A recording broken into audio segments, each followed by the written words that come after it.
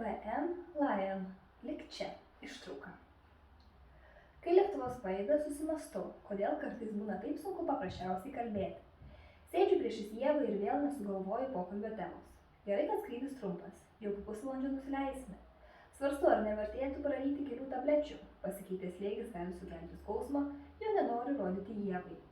Kita vertus, gal ir apsėsiu, būdama šalia jos nusiraminu, o kartais net ir visiškai užsimirštu. Buvo visai nesunku pasakoti savo skaudžią istoriją. Ieva nesibaisėjo, nesmerkė manęs ir netgi gailėjo mano bendražygių. Ši moteris tampa mano vaistais nuo prisiminimų ir žūties. Tai gąsdina. Kaip pirmą pradį Ieva rojaus sodos įmonę viliojo į nuodėmę. Vis dėlto pasiekus reikiamą aukštą atsiprašau ir sudariau tualete. Kol kas skausmas nekamuoja, bet jau kylant kaltę dėl to, kad šitaip gerai jaučiuosi. Išsitraukiau oranžinį buteliuką, kuriame liko vos kelios baltos tabletės. Adamas davė tiekėjo Niujorko kontaktus, jei prireiktų papildyti atsargas, bet limas į duris sutrukdo gyvendinti ketinimą. Taip, atidariau duris, greitai įsidėjęs vaistus atgal į kišenę.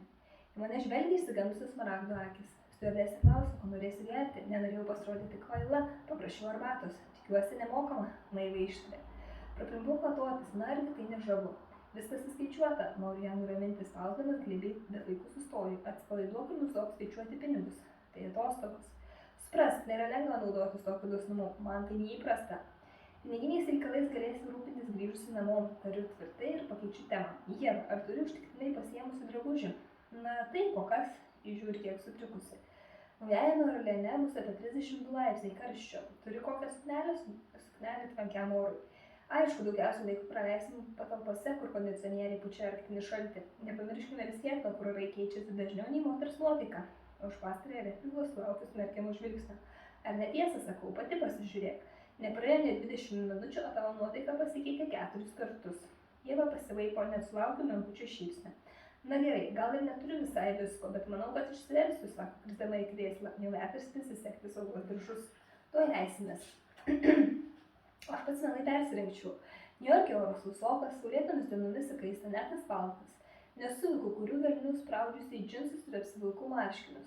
Kol taksirėdamas sausakimšomis niekada nemiegančio megapolio gatvėmis, Ieva smalsiai stebėjo viską aplinkui ir aikčiojo kaip vaikas.